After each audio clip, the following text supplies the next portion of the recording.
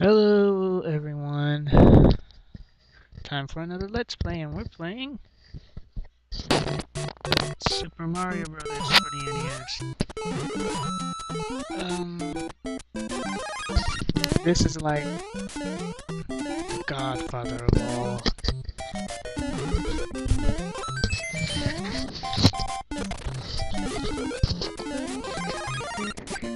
This is like the godfather of all video games. And during the NES era, it was the one that started everything. You have a Nintendo computer analyst and Gunpei Yoko and Shigeru Miyamoto, and they were living in a specific apartment, and he had to pay their landlord. But during the process of creating the game, they named the character from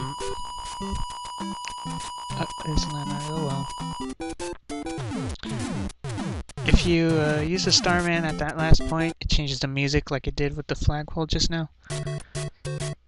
But overall, I had a lot of fun playing these games. I had an ancient Nintendo model. Well, it's not well, I think it's still ancient. It's a Model 2 NES design.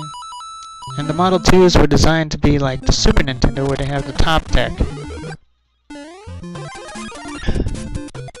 So yeah, this is basically a run with Super Mario Brothers 1. Oh my god. Really big note, I'm not going into using like the warp points as much unless something bad happens to me. Then I'm gonna show off the warp points probably later because I might mess up in the later worlds like 7 or 8, because the last time I played this game I did mostly warping. And I would warp around throughout the game. And it's been a while since I actually been through like areas 5, 6, and 7, so yeah. Now, in case you're wondering why sometimes I'm slowing down, it's because I'm casually taking it easy. With a few exceptions. Now, for those that were watching my Mega Man X4 playthrough, I stopped with X Story. I said I was gonna do Fire Emblem next. That's still under construction right now, and so, yeah. I'm still working on that one, and I'm not entirely,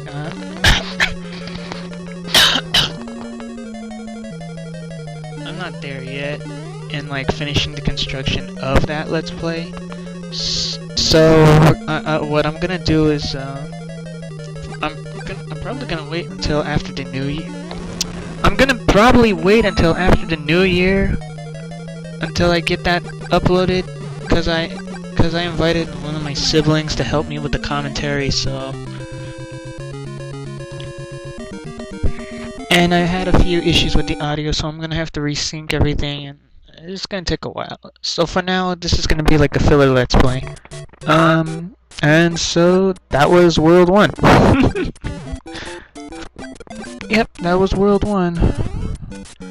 Very short and easy, no problems. Now this is World 2. It's not too bad. Now the regular rules of Super Mario Brothers. The regular rules of Super Mario Brothers is to collect the coins and get the mushrooms. Oh look, beanstalk. Usually when you find beanstalks, they lead us to bonus rooms like these with teeth. Or the clouds. I just don't get why they look more like teeth than clouds. But you know the picture. You get 100 coins and you get another 1-up. And look at that, I got all 3 of those coins there. I usually can't do that. Anyway, turn to your left and get 10 coins. Oh yeah, I see. Usually if you go at a regular interval like I did just there, you get like 10 coins. if you if you're a big Mario and you rapidly press the jump button, the A button, you get more than just 10 coins. You get like 12 or 11 or something like that.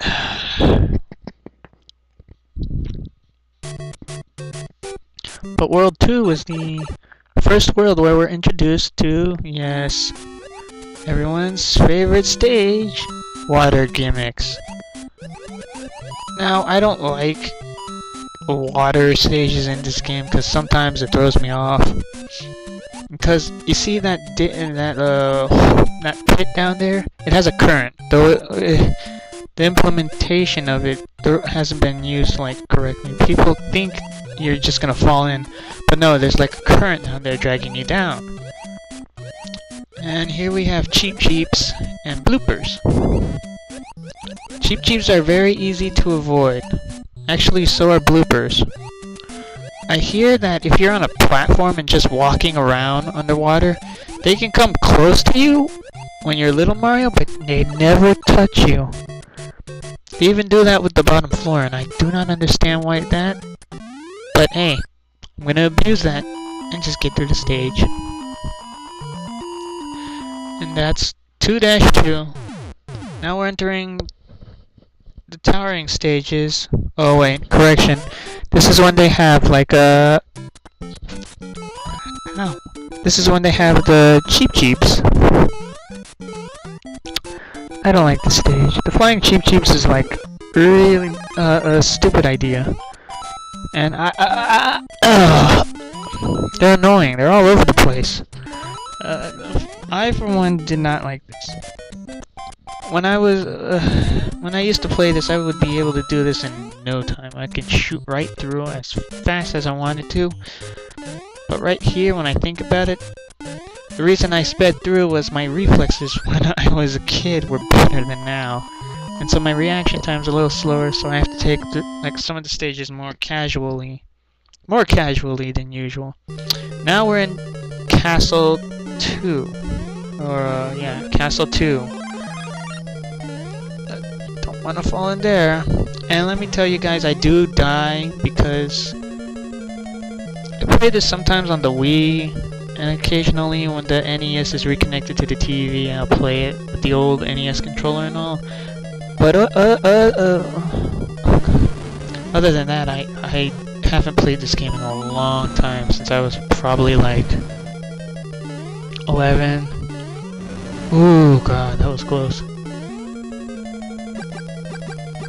Yeah, and for the bosses in each of these castles, they're different. They're nothing but the regular Koopa bad guys, just dressed as Bowser. Or disguised as Bowser, for all I care. Now we're in World 3. I don't know what this world was going for, but in the All-Stars port, when they remade it on the Super Nintendo, it had like a snowy background and it had like snow on the ground, which was a nice little design for the Super Nintendo version of this game, though I don't know. Now that looks like a face, mustache, eye and all. But anyway, yeah, there's supposed to be snow, but I don't think they were thinking about the gimmicks. This is the 8-bit version, so yeah, don't expect much from it. Alright. Ah, right there. That spot where they had two Koopas going down the stairs like that. You can stop on them infinitely and get like the infinite 1-up glitch, or infinite lives. Though I think it's limited because of the 128 spacing. So you can get only like close to 120 or something like that, so yeah. And now we're in... Actually, 3.2 isn't that hard. There's not many perilous pits as you think there should be. See, the tempo of this one is faster because Mario's bigger. If you're small Mario, you can only get 10 at most. When you're a large Mario, probably close to 12 or 13.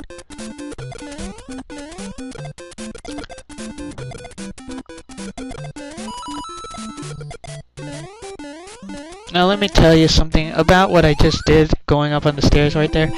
I think it was like a preliminary version of Mario's triple jump in later games. So, but I'm not really sure about that, so don't quote me on it for sure.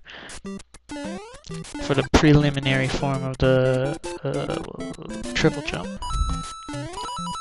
Now, with these stages, I hate going through them as fast as possible.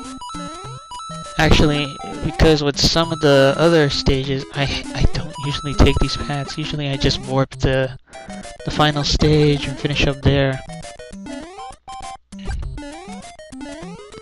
But Mario's momentum in this game is kind of hard to say.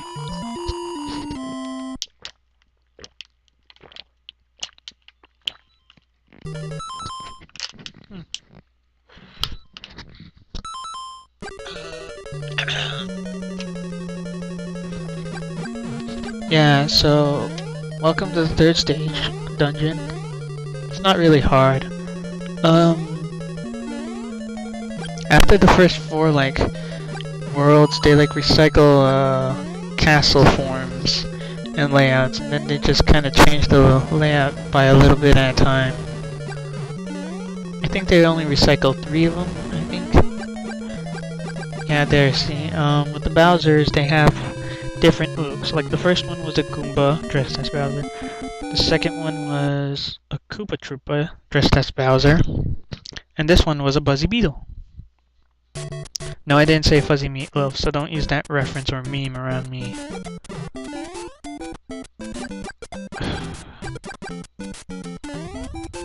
Now we're introduced to Goody. Or, well, Goody was the nickname my aunt would call him. But this is Lakitu. L'Equipe. I don't get that. Usually, okay, sometimes this is really weird. Like, if you try to speed run it, there's usually a block above that third block where I was just now. What I don't understand is why the block didn't appear.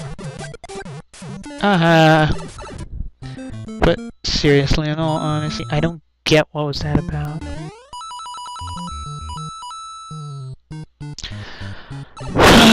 I don't know. But anyway, the only way to take down Lakitu is if you can get high enough and just jump on top of him. To defeat his spinies he drops on you, use Fire Mario. Yes, you have to be in the third stage form of Mario in order to stop Lakitu's spinies. For those that have a strange hearing effect from the feedback of this, I'm trying to figure out how to fix my new headset so that it can hear me, but I'm being very cautious about that, Fred. Very, very cautious. Okay, so I'm gonna quickly show you a preview how to warp through to World 6 or 7. Oops. That was bad timing on me. Well, anyway, let's try this again. Secret mushroom. 1, 2, 3.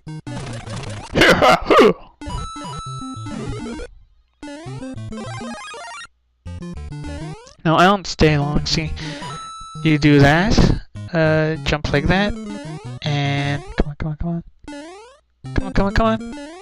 Oh, go. Right there.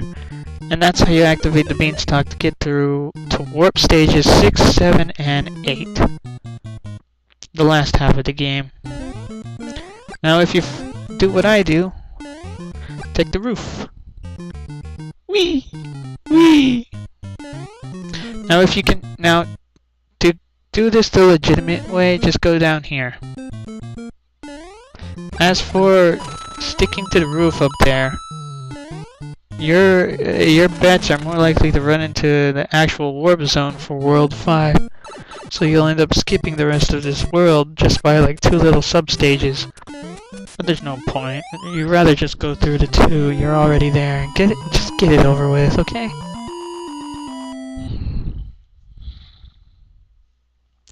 Four 3. Welcome to World 4-3. Oh, lots of. I forgot. They do use mushroom platforms now. It's kind of strange. Now for those that had the original Mario Brothers cart, lucky for you. This is actually Mario Brothers with Duck Hunt on it.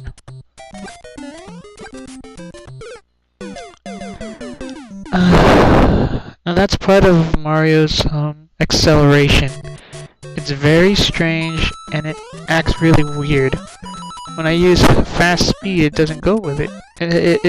It's kind of sloppy in that regard. So I have to be very like, I wasn't sure if I was gonna make that jump, and so it threw me off, and I ended up going to my death down there. Come on, come on, come on, come on, come on.